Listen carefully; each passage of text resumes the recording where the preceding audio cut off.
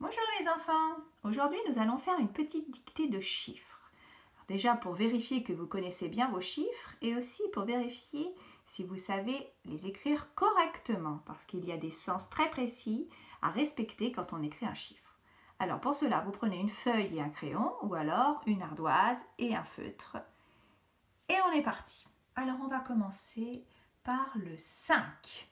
Vous me faites un 5 sur votre ardoise. J'attends. Et après, je vous montre comment on fait un 5. Dans quel sens on fait un 5. Alors, 5. Pour faire un 5, je commence par faire le trait debout, le ventre, puis le trait horizontal. 5. Voilà. Donc, vous avez gagné si vous avez fait un beau 5 et dans ce sens-là. Si vous n'avez pas fait dans le bon sens, il faudra vous entraîner sur l'ardoise. On continue.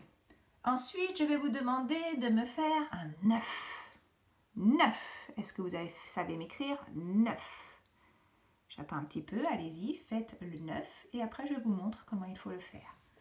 Alors le 9, on commence du côté, on fait notre rond dans le bon sens, je ferme le rond, puis tout de suite j'enchaîne avec la petite queue du 9. Le 9, voilà. Bravo à ceux qui savent faire le 9 dans le bon sens, mais aussi en commençant d'où il faut, parce que je sais qu'il y a des enfants qui me font des beaux 9, mais en le commençant du bas. Non, moi je ne veux pas, je veux qu'on commence du côté. Si on ne le faisait pas bien, il faudra s'entraîner sur une ardoise ou sur une feuille. Nous passons au chiffre suivant. Maintenant, je vais vous demander le 2. Le 2. Allez, on va faire le 2. Je vous laisse un peu réfléchir. Alors, pour faire le 2, on commence du haut, on fait comme un pont, puis on fait un trait qui descend penché et un trait horizontal. 2. Voilà un beau 2. Bravo à ceux qui le faisaient dans le bon sens. Sinon, je répète, il faudra s'entraîner en regardant de nouveau cette vidéo. Maintenant, je vais vous demander de me faire un 4. 4.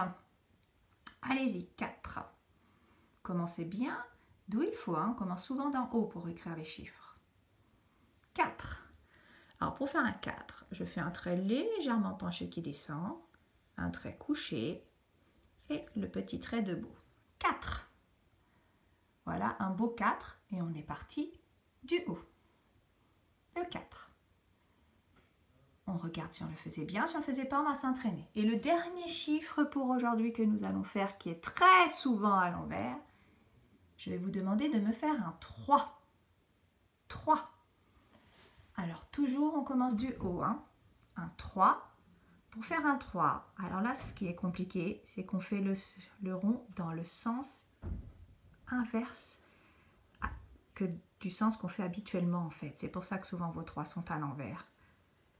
Voilà, je pars du haut et je fais un demi-cercle et un autre demi-cercle, mais dans ce sens-là, qui n'est pas du tout le sens habituel qu'on utilise. Quand on fait les lettres rondes, on tourne dans l'autre sens. Donc c'est pour ça, les parents, que vos enfants se trompent souvent sur le 3. On leur dit sans arrêt de tourner vers la gauche pour faire les ronds. Et là, pour le 3, on va vers la droite et on commence du haut.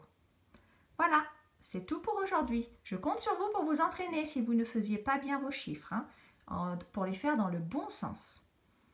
Demain, nous ferons les 5 autres chiffres qui nous manquent. À demain!